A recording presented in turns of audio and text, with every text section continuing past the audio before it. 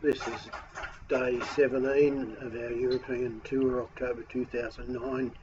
We had a day trip around the city of Athens, and we left the hotel Acropolis and we visited a number of these sites.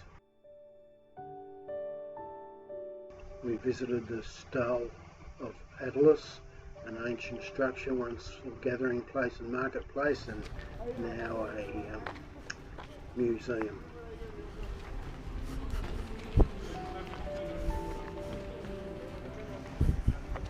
It was built by and named after King Atlas II of Pergamon. Pergamon is a town now in Turkey. He ruled between 159 BC and 138 BC.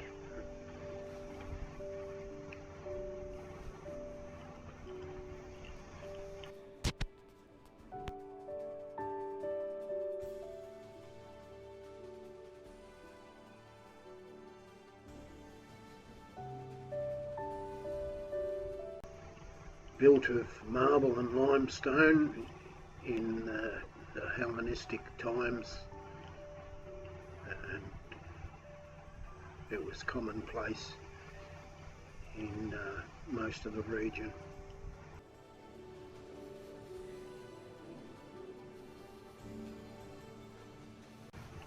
The Stele of Atlas houses the Museum of Ancient Agora, and the exhibits mostly connect to the Athenian democracy, and it includes clay and bronze and glass objects, sculptures and coins of the 7th and 5th century, as well as pottery from the Byzantine period and the Turkish conquest.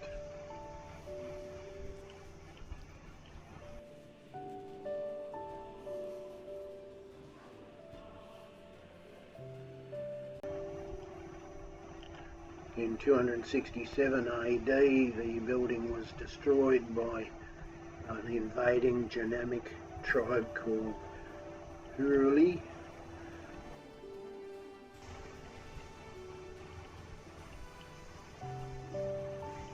The ruins became part of the city wall, and in the 1900s, the Greek Archaeology Society began the process of clearing the site, and over the next 30 years enough funds and donations were raised to rebuild the Agora Museum. Not far away in the Agora area is the Church of the Holy Apostles. It was built in the 10th century, but in the 1950s it was restored. Unfortunately, we were unable to go inside. It was locked up, but it's supposed to have had lots of ancient murals on the walls.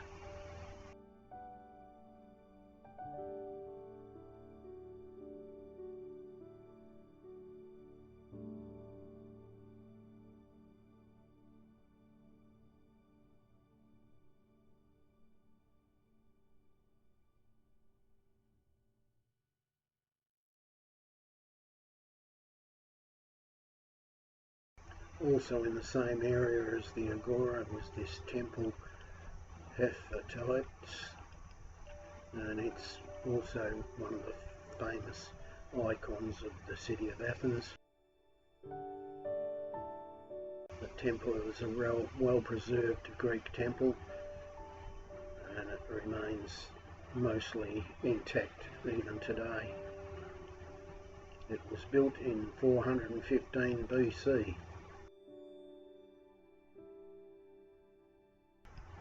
Built in 131 AD and was named after an emperor called Hadrian, a conqueror, and it is constructed of Corinthian columns, and it's also the gateway in modern times to the temple of Olympian Zeus.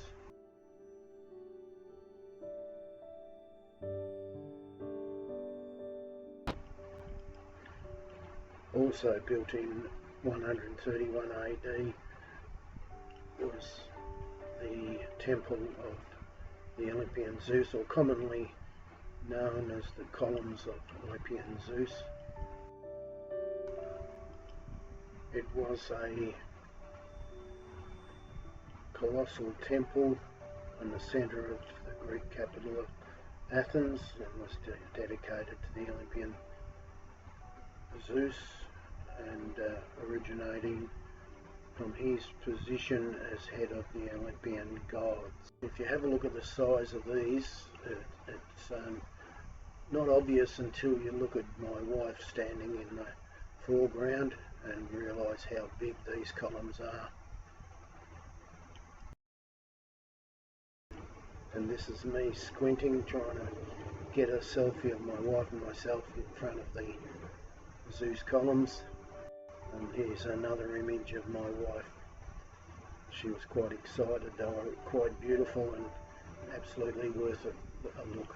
Then we got back on the bus and we visited the Panathenaic Stadium.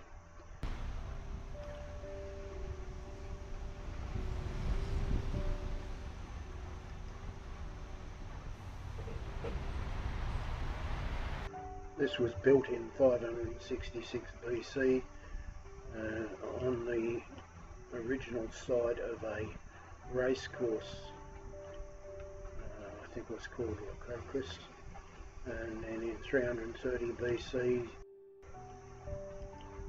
it was rebuilt in marble by Herodotus Atticus, an Athenian Roman senator, capable of seating 5,000 people. And after the rise of Christianity in the 4th century, it was largely abandoned. It was excavated in 1869, and in 1870 the Zappos Olympics were held there. It was again used in 1896 for the first modern Olympics, and then in the 20th century, 2004, was the venue for other Olympic events, including the finishing point of the Athens Classic Marathon.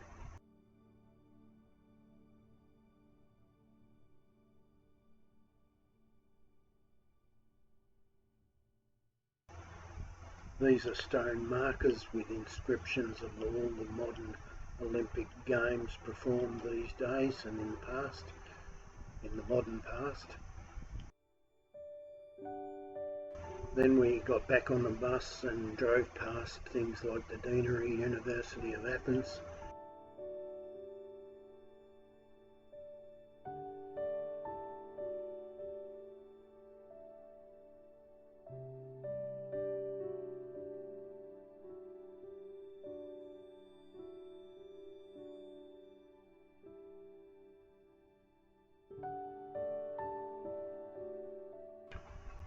Also the Academy of Athens.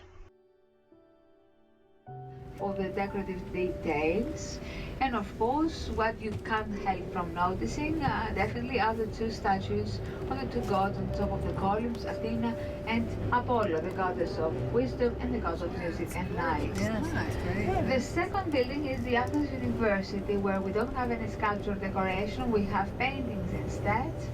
Paintings in the portico depicting all sciences as beautiful women. And the third building in a row is the National Library. All these three were designed in the 19th century by a Danish architect who came here invited by the kings. He spent almost 20 years of his life in Athens designing beautiful buildings. Another building we drove past is the National Library of Greece.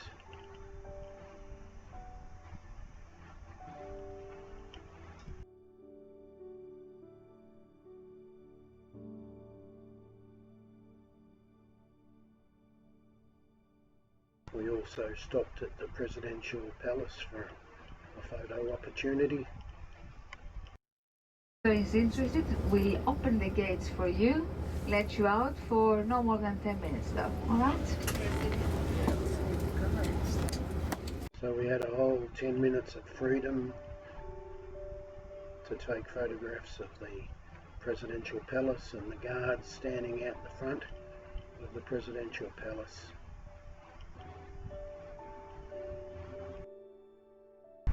The video was produced by myself, and it's the end of another exciting video of our Day 17, the European tour, October 2009. We had a day trip around Athens looking at the sites.